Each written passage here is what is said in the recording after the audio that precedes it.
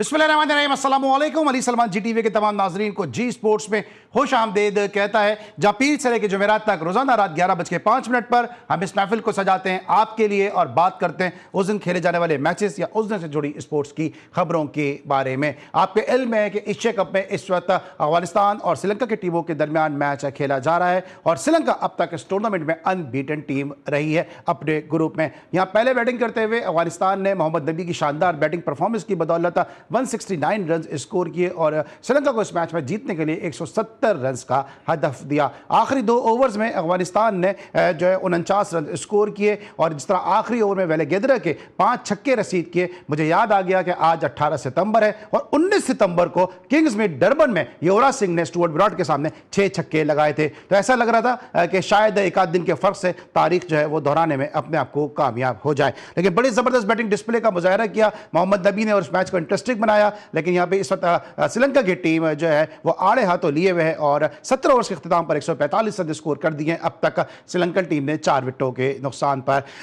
Asia cup में जो controversy कल हुई है पाकिस्तान के मैच को लेकर के, पाकिस्तान यूएई के खिलाफ मैच खेलेगा नहीं खेलेगा, और उसके साथ साथ अब पाकिस्तान सुपर 4 के मरहले में दाखिल हो चुका है, जहां पे संडे को एक मरतबा फिर पाकिस्तान का मुकाबला भारत से होगा। और पाकिस्तान टीम के हवाले से बहुत सारी खबरें आ रही हैं, साइम अय्यूब की परफॉर्मेंस के हवाले से, पाकिस्तान के टॉप ऑर्डर मिडिल ऑर्डर के हवाले से बहुत ज्यादा बात की जा रही है, क्योंकि इस पूरे टूर्नामेंट में अगर कोई खेलता नजर आ रहा है तो सिर्फ शाहीन शाह आफरीदी हैं। आज के शो में मेरे साथ जो 2 मोअज़्ज़ज़ मेहमान मौजूद हैं, मेरे साथ जो स्टूडियो में शख्सियत मौजूद हैं, स्पोर्ट्स जर्नलिस्ट हैं, और जिस तरह मैं बार बार अपने शोज में कहता हूं कि स्पोर्ट्समैन के लिए, स्पोर्ट्स जर्नलिस्ट के लिए और स्पोर्ट्स के वाले से बहुत अच्छा काम भी कर रहे हैं और हम वक्त दस्तयाब होते हैं अपने स्पोर्ट्स जर्नलिस्ट दोस्तों के लिए, साथियों की मदद के लिए, और एक लीडर का रोल प्ले कर रहे हैं, और यही वजह है कि हम सब इनकी इज्जत और एहतराम करते हैं। असगर अजीम साहब हमारे साथ मौजूद हैं, शो में खुशामदीद कहते हैं। अस्सलाम वालेकुम असगर। वालेकुम अस्सलाम अली भाई। और इसके साथ साथ जनाब हमारे साथ अमेरिका से बजरिया वीडियो लिंक मौजूद हैं फॉर्मर फर्स्ट क्लास क्रिकेटर, अपने वक्त के बड़े ब्लास्टर बैट्समैन साजिद खान साहब, उनको भी शो में खुशामदीद कहते हैं। अस्सलाम वालेकुम साजिद भाई। वालेकुम सलाम असगर अली भाई, आपको सीनियर जर्नलिस्ट असगर भाई को अस्सलाम वालेकुम। वालेकुम अस्सलाम साजिद भाई। साजिद भाई आपसे ही जरा गुफ्तगू का आगाज करते हैं। ये बताइएगा साजिद भाई कि ये जो सब कल सिलसिला सारा हुआ, क्या आपको लगता है कि पाकिस्तान क्रिकेट बोर्ड को तो ये मैच खेलना ही खेलना था, क्योंकि जो लोग क्रिकेट से जुड़े हैं वो ये बात अच्छी तरह जानते हैं कि पाकिस्तान मुतामिल हो नहीं सकता, $16 मिलियन का पाकिस्तान को लॉस हो सकता था और आगे भी जाके पाकिस्तान के इसके कॉन्सिक्वेंसेस भुगतने पड़ सकते थे। तो इतना डिले करने का मकसद क्या था? क्या आवाम के जज्बात को ठंडा करना था? आप रमीज राजा को चेयरमैन पीसीबी ने बुलाया, वो कभी भी इंडिया के खिलाफ बात कर नहीं सकते हैं, क्योंकि आपको पता है कि उन्होंने बहुत पहले ही कहा था कि बिग 3 को मान लेना चाहिए। फिर नजम सेठी साहब का भी झुकाव जो इंडिया की तरफ है, वो हमेशा कहते हैं कि इंडिया को मनाने की कोशिश करनी चाहिए, उनको बुलाने की कोशिश करनी चाहिए, और उन्होंने उनकी शराइत में भी जो है वो सीरीज खेली है और उनके दौर में ही पाकिस्तान जो है वो इंग्लैंड में केस भी हारा था। तो इन सबको बुलाने के मकसद तो ये जाहिर कर रहा था कि पाकिस्तान खेलना ही खेलना चाहता है, लेकिन सिर्फ और सिर्फ जो नर्व्स का गेम है, जज्बात का गेम है, नर्व्स से खेल रहा है पाकिस्तानी अवाम के। बहुत शुक्रिया अली सलमान साहब, पहले तो आपको बहुत बहुत मुबारक हो। कल आपने ऑन रिकॉर्ड ये बात कह दी थी को आंधी है तूफान है पाकिस्तान मैच खेलेगा, देर हो दुरुस्त हो, पहले तो आपको बहुत बहुत मुबारक हो। जी टीवी के इस प्लेटफॉर्म पे स्पेशल जो एशिया कप पूरी दुनिया में देखा जाता है, पसंद किया जाता है, तो ये यकीनी तौर पर तमाम चैनल प्रोग्राम कर रहे थे, तमाम चैनल राइट लेफ्ट जा रहे थे, मगर वाहिद आप थे और असगर भाई ये बात कर रहे थे। आपने वाज़ेह तौर पर बात कह दी थी पाकिस्तान ने ये मैच खेलना है, मगर जो बात आपने अपने इंटरव्यू की, यकीनी तौर पर बहुत ज्यादा पाकिस्तान बैकफुट पर चला जाकर मैच ना खेलता, सुपर 4 से बाहर हो जाता। जो माली मुश्किलात पाकिस्तान को फेस करनी पड़ती है आईसीसी को बीसीसीआई के मुकाबले में, उसका मैं बयान नहीं कर सकता, मगर शुक्र अल्हम्दुलिल्लाह रब्बिल आलमीन पाकिस्तान के पीसीबी के चेयरमैन सैयद मोहसिन नकवी, वजीर दाखिला और 2 साबिक चेयरमैन से उन्होंने मुशावरत की, और इससे पहले 38वें 38वें चेयरमैन है असगर भाई ज्यादा बेहतर बताएंगे, मगर पहली दफा ये जो मामला हुए हैं दुनिया क्रिकेट में, इससे पहले कभी इस तरह के फेस करने नहीं पड़े। तमाम चैनल जो अपनी तमाम मसरूफियात को छोड़ के पाकिस्तान से बढ़ के कोई जीती, जिस तरह पेश की गई, पहले तो पाकिस्तान की अवाम को बहुत मुबारक हो। पाकिस्तान क्रिकेट टीम यकीनी तौर पर जो खेल खेल खेला ग्राउंड में, वो तो हम बाद में बात करेंगे,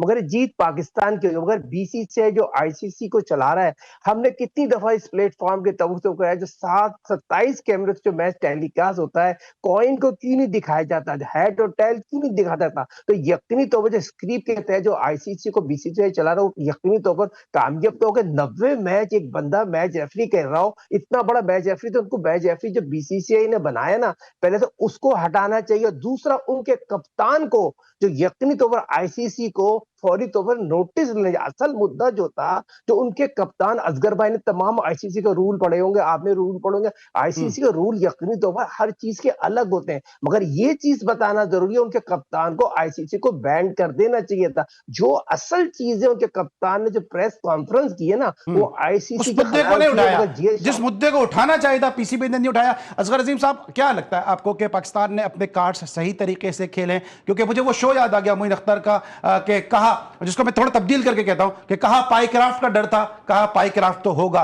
तो जो माजरत है, अगर आप नहीं समझते कि मोहसिन नकवी साहब को, पाकिस्तान क्रिकेट बोर्ड को ये चाहिए था, ठीक है भाई, आपकी माजरत हम कबूल कर रहे हैं, लेकिन हमें पाकिस्तान के अवाम के जज्बात को भी देखना है, जो कुछ उन्होंने किया वो भी देखना है। इस मैच में भाई साहब आप नजर नहीं आने चाहिए, अगले किसी मैच में तो आए। पाईक्राफ्ट भी था, पाकिस्तान खेला भी, तो फिर सारा रोला किस लिए डाला हुआ था?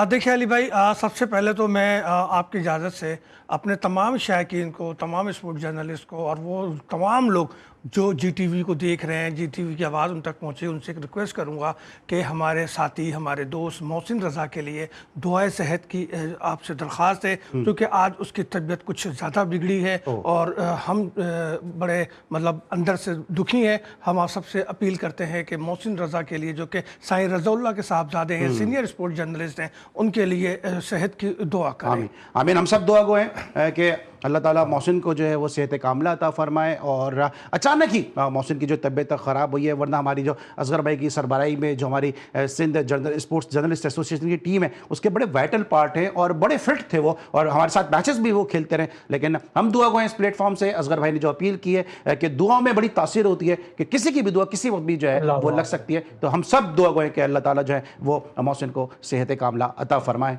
और इसी दौरान एक अच्छी खबर भी आ गई कि जनाब श्रीलंका जो है इस मैच में कामयाबी हासिल कर गया है। जी, ये बिल्कुल अच्छी खबर है। श्रीलंका अनबीटन था और अनबीटन है, और अब श्रीलंका और बांग्लादेश वो जो है ग्रुप बी से क्वालिफाई कर गए फाइनल 4 के लिए।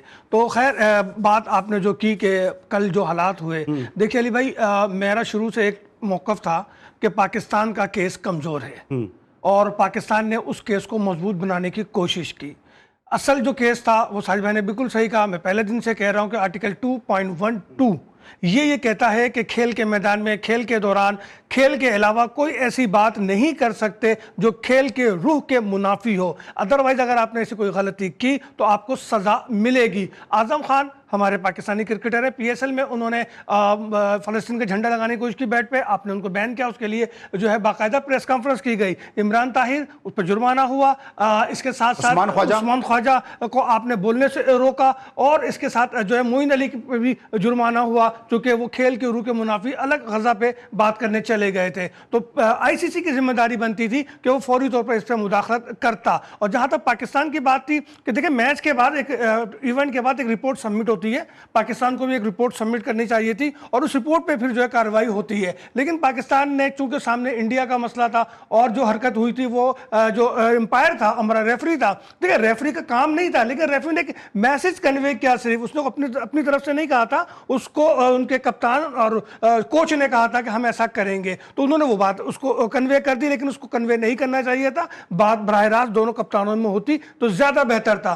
पाकिस्तान ने इस बात को इशू बनाया, और इशू बनाने के बाद उस इंतहाई स्टेज पे चले गए जहां पे मैच जो है कभी पोस्टपोन होने की सूरत में सामने आ रहा था, और कभी जो है कि ऐसा लग रहा था कि मैच होगा। असल में हुआ क्या, एक चीज तो मैं क्रेडिट जरूर दूंगा मोहसिन नकवी साहब को कि वो अनापरस्त नहीं है। मैं जरा ब्रेक ले लूं, उसके बाद मैं पूछता हूं कि तफसील से पूछूंगा कि असल में हुआ क्या, क्योंकि असगर से जानना बड़ा जरूरी है, इनसाइड भी है यकीनन इस हवाले से। इस वक्त हम लेते हैं ब्रेक, जब ब्रेक के बाद वापस आएंगे तो यहीं से कंटिन्यू करेंगे। मिलते हैं छोटे से ब्रेक के बाद।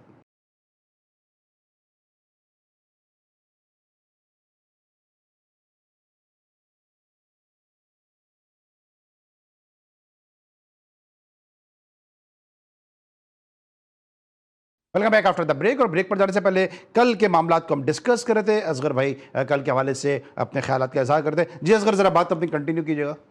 देखिए फिर मामला क्या हुआ। मामला ये हुआ कि जब हम इंतहाई स्टेज पे चले गए तो हमें अब वापसी के लिए भी रास्ता चाहिए था। दूसरी जानिब आईसीसी मुसलसल ये बात कर रहा था हमारे ज़राए के मुताबिक कि लॉ नहीं कहते कि हम मैच रेफरी को सज़ा दें, हमें कोई बीच का रास्ता निकालना होगा। ये बीच का रास्ता निकालने के लिए सबसे अहम जो किरदार था वो खुद मैच रेफरी का था। और यहीं पर आके बात अटकी थी। जो टीम होटल से निकल रही थी तो ये मैसेज कन्वे हुआ था कि बात हो गई है, मैच रेफरी जो है वो अपना रोल अदा कर लेंगे। लेकिन फिर मैच रेफरी नहीं माने और पाई एंडी क्राफ्ट जो है वो बैकफुट पे चले गए, क्योंकि सबसे अहम किरदार यहाँ पे उनका था एशिया कप को बचाने के लिए, पाकिस्तान को मैच खेलने के लिए राजी करने के लिए। और फिर जो है ये बात सामने आ गई कि जनाब टीम को रोक दिया गया। और उस दौरान फिर आईसीसी और यूएई के कुछ ऐसे दोस्त, क्योंकि पाकिस्तान और यूएई के दरमियान ब्रादराना ना सिर्फ ताल्लुकात हैं बल्कि यूएई की एक बड़ी इन्वेस्टमेंट है यहाँ पर पाकिस्तान में। इन तमाम चीज़ों को देखते हुए, और यूएई की सरजमीन पाकिस्तान के लिए सेकंड पाकिस्तान है,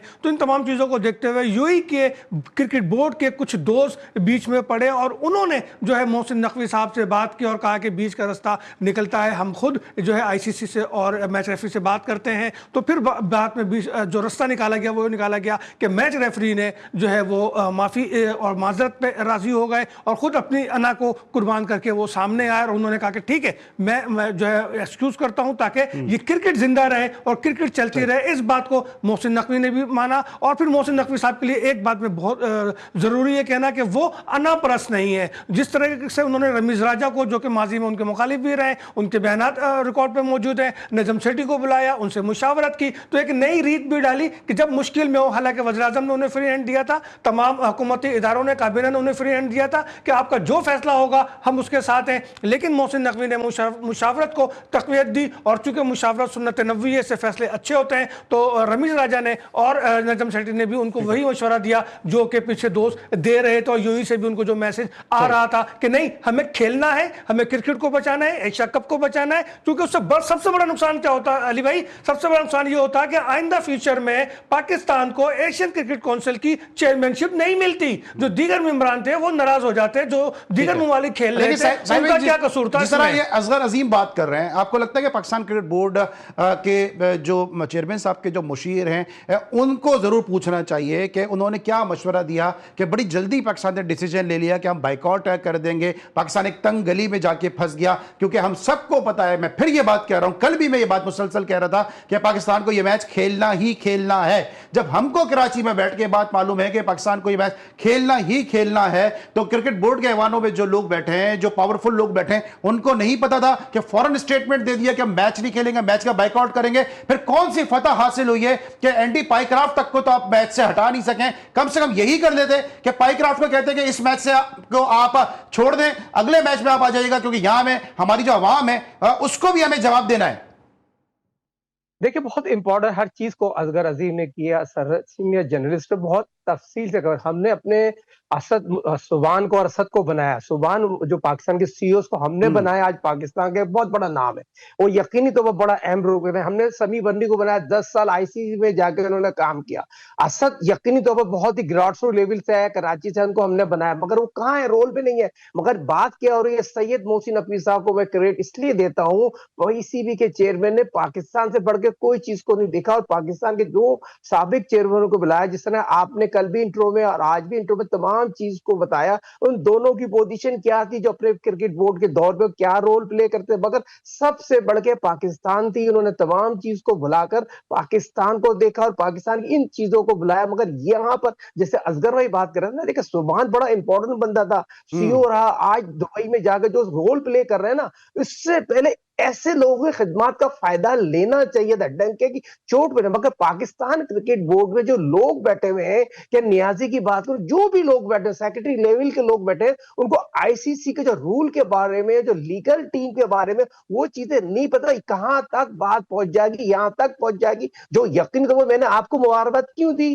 क्योंकि आपकी साथ साथ तमाम स्क्रीनें चल रही थी, वहां पर कुछ कह रहे थे। मगर मैं असगर भाई से एक बात करना चाहता हूं, जो हमारे पाकिस्तान के जर्नलिस्ट वहां बैठे बैठे थे, जो इंडिया का कप्तान प्रेस कॉन्फ्रेंस कर रहा था, उनको फौरी तौर पर उनको बाइकआउट करना चाहिए था, उसी वक्त उठ के बोलना चाहिए। कम से कम प्रेस कॉन्फ्रेंस के दरमियान कुछ तो पता चले, जस्टिस ही तो देना चाहिए। पाकिस्तान से बढ़ के कोई चीज नहीं थी। मगर असगर भाई इस बात को सेकंड करेंगे, हमारे कितने जर्नलिस्ट वहां गए, अपनी दुकानें चमका रहे थे, क्या जब पाकिस्तान के खिलाफ वो बात कर रहा है उनका कप्तान, किसी ने शराब कॉल दी? नहीं दी। यहां पर आईसीसी की यकीनी तौर पर पता तो चलता है, पाकिस्तान के जर्नलिस्ट बैठे हुए हैं। साजिद भाई आपकी बात बिल्कुल सही है। ब्रेक में हाँ, क्विकली जल्दी से। आपकी बात बिल्कुल सही है, वहां ये बात होनी चाहिए थी। लेकिन पता है क्या, सबसे बड़ी गलती तो सलमान आगा की खुद थी। प्रेस कॉन्फ्रेंस के बाद उसको मीडिया में जाके बात करनी चाहिए थी और उसको फिर इसको काउंटर करना चाहिए था। जब एक चीज बिगड़ ही गई थी और जो जबान इंडिया समझ रहा था, तो उसी जबान में जाके आगा सलमान को जवाब देना चाहिए था। आप समझते हैं कि ये सलमान आगा का अकेले का फैसला होगा कि वो नहीं गए? क्योंकि यहाँ तो जब वो टॉस पे हाथ नहीं मिलाया, तो उसके बाद मुझे तो ये बात ही समझ में नहीं आ रही कि जब एक टीम जो है वो आपसे टॉस में हाथ नहीं मिला रही है, उसके बाद पूरे मैच में उसने माहौल खराब करके रखा हुआ है, उसके बाद आप ग्राउंड में लाइन बना के इंतजार कर रहे हैं कि वो आपसे हाथ आके मिलाएंगे, उसके बाद आप फिर उसमें जाके बता भी नहीं रहे, अपना मौक़िफ़ भी नहीं पेश कर रहे। तो गलतियों पे गलती की है, सीरीज ऑफ ब्लेंडर पाकिस्तान ने इस पूरे मैच में किया है और उसके बाद अपना केस जो है वो गलत तरीके से प्लीट करने की कोशिश की है। और शायद कोई कुछ भी समझे, लेकिन मैं तो ये समझता हूं कि शायद हम बैकफुट पर ही आए हैं इस मैच को में, जिस तरह एंडी पाइक्राफ्ट को वापस मैच रेफरी तैनात किया गया है। ब्रेक लेंगे, वापस आएंगे, मजीद बात करेंगे।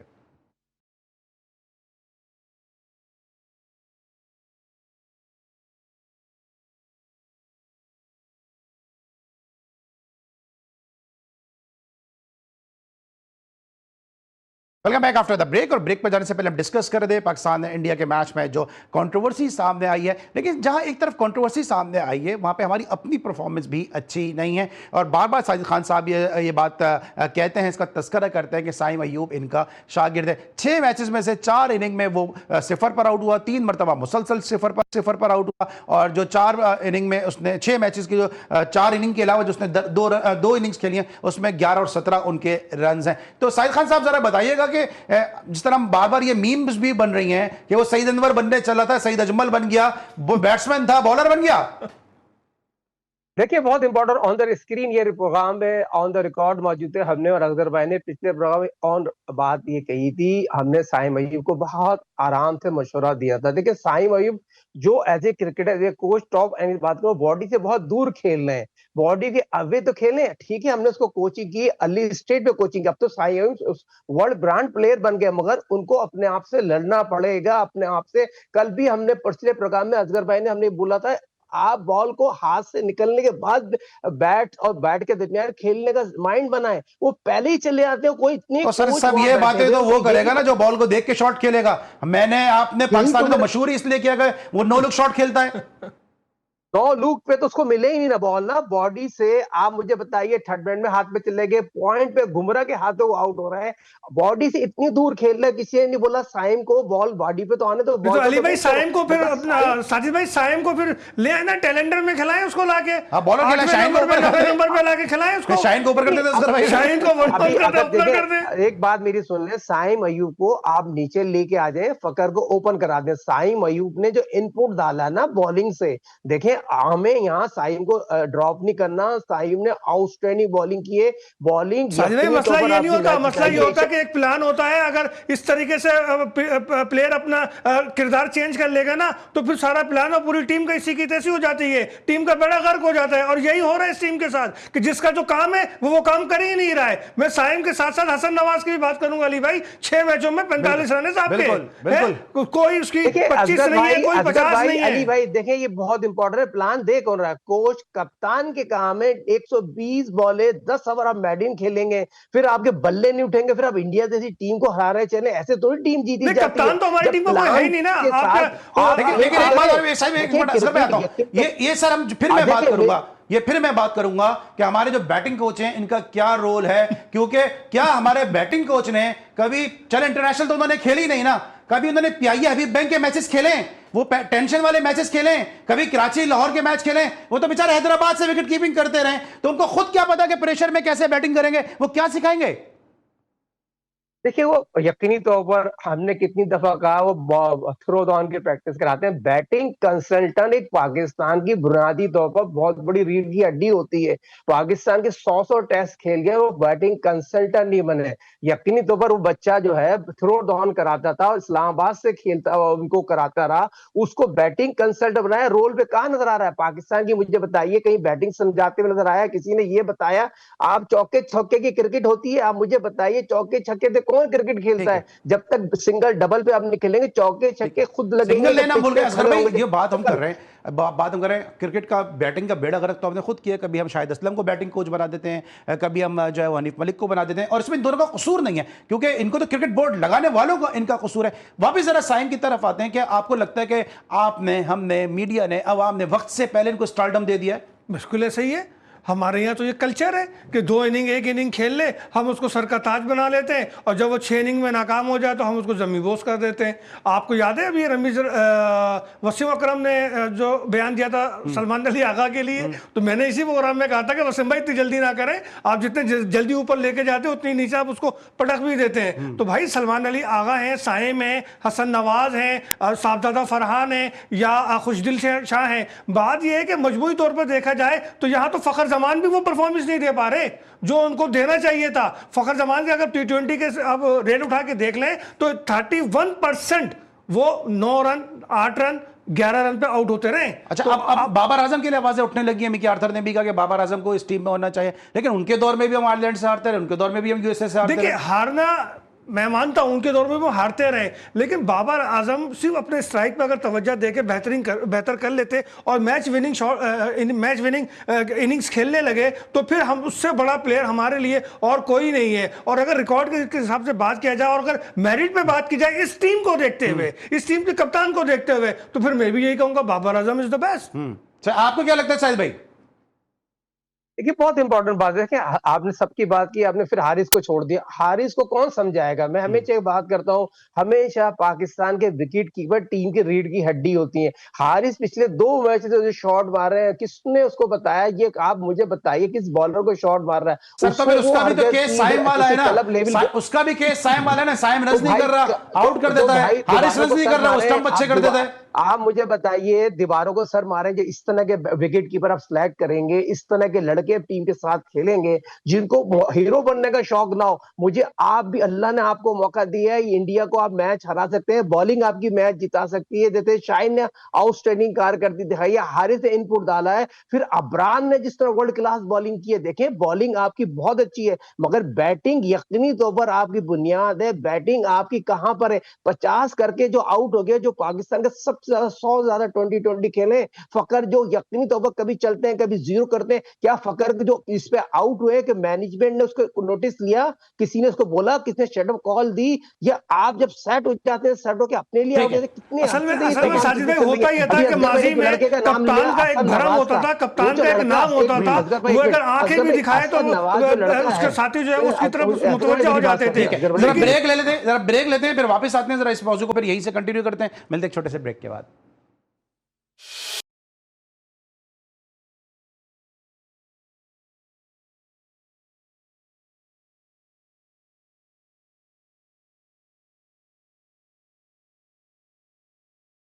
Welcome back after the break. हम डिस्कस कर रहे हैं पाकिस्तान इंडिया के मैच के बाद के तनाज़े को, लेकिन साथ साथ पाकिस्तान की टीम की परफॉर्मेंस भी ज़्यादा अच्छी नहीं रही है। असगर अजीम साहब, जो पाकिस्तान की परफॉर्मेंस है, अगर इंडिया जो भी कुछ करता, अगर पाकिस्तान इस मैच को जीत जाता तो फिर इंडिया की तमाम तरह हरकतें न्यूट्रलाइज हो जाती, उनका इतना इम्पैक्ट ही नहीं आता। बिल्कुल सही कह रहे हैं आप। पाकिस्तान को ये मैच जीतना चाहिए था, और जीतने के बाद अगर पाकिस्तान कोई प्रोटेस्ट करता तो उसकी वैल्यू ही बिल्कुल अलग होती। और हमने चूँकि शिकस्त, वो भी 1 साइड शिकस्त, तो उसके बाद जो हमने प्रोटेस्ट किया या जो भी एहतजाज किया, तो उस पर जहाँ अगर पॉजिटिव चीज़ें गई तो वहाँ नेगेटिव चीज़ें भी आई हैं। और सबसे अच्छी बात जो मुझे लगी कि इंडियन वो स्टार्स जिनकी हम बड़ी दिल से इज्जत करते हैं, उन सब ने इंडिया की हरकत का जो है वो मुनाफिकाना करार दिया, गलत करार दिया, क्रिकेट के रूह के जो है अगेंस्ट करार दिया और उसकी मजम्मत की। गो के उस पर भी इंडियन मीडिया ने उन पर नाम ले लेके उनके खिलाफ बहुत सारी बातें की हैं। लेकिन मैं समझता हूँ कि यही असल वक्त होता है कि किसी अच्छे प्लेयर का और किसी उसके मेरिट क्रिकेट का, उसके म्यार को जांचने का। और मैं इंडियन उन तमाम साबिक प्लेयर्स को, जिसमें सचिन तेंदुलकर भी हैं, जिसमें राहुल डेविड भी हैं, गंगोली भी हैं, और दीगर खिलाड़ी भी हैं जिन्होंने इस चीज को जो है मजम्मत की है। अगर जब हम तनकीद करते हैं, कोई बात करते हैं, हमारा मकसद ये नहीं तो कि इंडिया में सारे लोग मोदी सरकार की माइंडसेट वाले लोग हैं, सारे लोग अर्नब गोस्वामी जैसे हैं, ये सारे लोग जो है जनरल जीडी बख्शी जैसे हैं। वहां पे अच्छे लोग भी हैं जो बिल्कुल काम की बात करते हैं और एक प्यार की, अमन की बात करते हैं, और ऐसे ही मैसेज हमारी तरफ से भी है। अगर आप हमारा प्रोमो भी देखें, अभी हम ब्रेक में भी देख रहे थे कि उसमें सूर्य कुमार यादव को हम चाहते तो मेरे प्रोड्यूसर फैजान मुस्तफा नकवी हटा सकते थे, लेकिन खैर सगाली के तौर पे, स्पोर्ट्समैन स्पिरिट के तौर पे हमने उनकी तस्वीर रखी हुई है अपने प्रोग्राम के प्रोमो में। साजिद खान साहब, आप टॉप ऑर्डर के बैट्समैन हैं। सलमान आगा ने कहा कि हमारा मिडिल ऑर्डर का मसला है, लेकिन मसला तो हमारा टॉप ऑर्डर से शुरू होता है। बहुत इंपॉर्टेंट 5 ओपनर आप खिलाएंगे, फिर पाकिस्तान 120 में क्या बुनियाद रखे थे। तमाम सलमान आगा को पहले यकीनी तौर पर हमने हमेशा बैक की, as a cricketer, as a coach हमारा काम है, मगर सलमान आगा की खुद की कारकर्दगी का सवाल ही निशान है। पिछला मैच हम जीत गए, शुक्र अल्हम्दुलिल्लाह।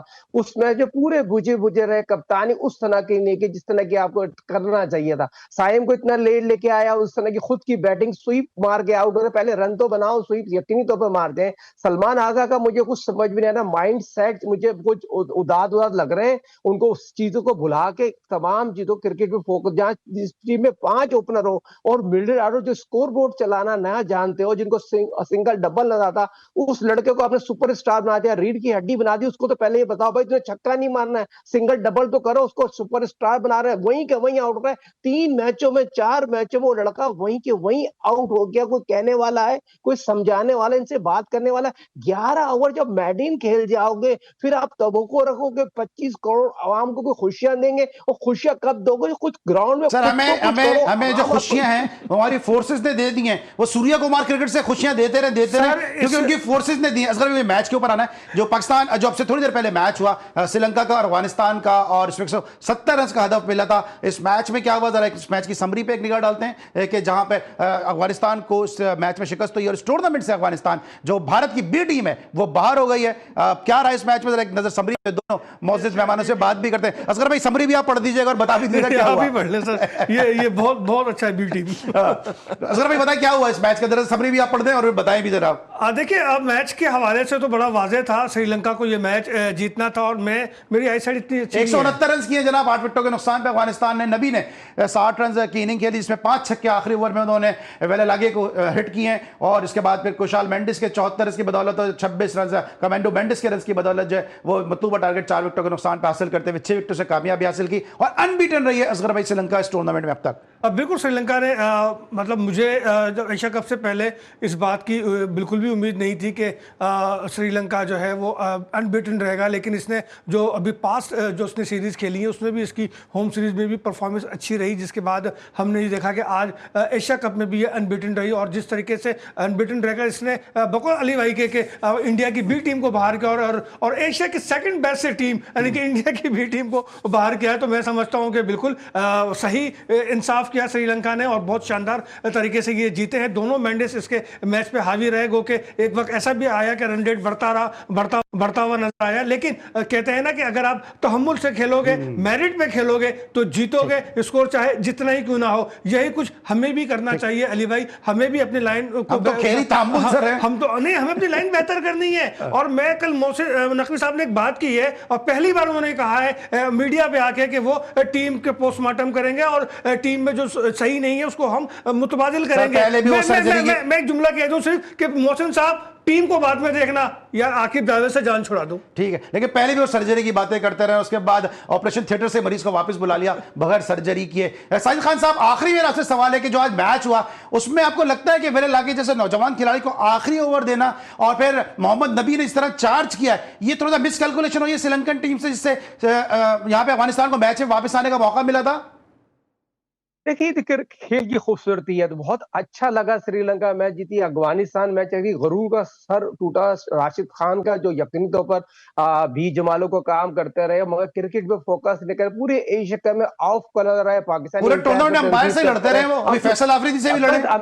हाँ, अंपायरों से वो लड़ रहे हैं, मगर अपनी नौकरी को आईपीएल की जस्टिफाई कर रहे हैं। अगला सेंटर कॉन्टेक्ट उन्होंने हासिल कर लिया है, क्योंकि बीच में जो बीच जमालों का काम किया, मगर यहाँ पर फिर हम इसी प्लेटफॉर्म पे GTV के प्लेटफॉर्म से श्रीलंका को मुबारकबाद पेश करेंगे आउटस्टैंडिंग क्रिकेट के लिए। ये खेल की खूबसूरती, आज पिच नंबर 2 पे मैच खेला गया था, कल पिच नंबर 3 पे पाकिस्तान और यूएई का जब मैच खेला गया था। देखें, ये तमाम लोगों को बताना जरूरी, वर्ल्ड वाइड स्क्रीन जारी होती है और बाद में फोक बहुत ज्यादा आ रही है। सेकंड बैटिंग में आप देखें ब्रेक भी हो रहा है, नीचे भी रह रहा है। अब डिपेंड करता है जो पाकिस्तान इंडिया का मैच या सेंटर वाली विकेट जो पिच नंबर 1 है जो फाइनल के लिए तैयार की, उसमें मैच खेला जाएगा। मैच बड़ा इंपॉर्टेंट है। Pakistan toss win the matches, दोबारा मैं कहूंगा, क्या पाकिस्तान टॉस जीत के दोबारा वो गलती करेगा? ये प्रोग्राम में रिकॉर्ड कर ले, टॉस विन द मैचेस है। क्या पाकिस्तान टॉस जीत के बॉलिंग को तरजीह देगा, बैटिंग को तरजीह देगा? बिल्कुल रिकॉर्ड कर लेंगे। हमारे प्रोड्यूसर साहब, थैंक यू सो मच, हमारे साथ आप मौजूद है। Thank you so much Asghar Azeem साहब, आज के शो को आपने अपनी मौजूदगी से रौनक बख्शी।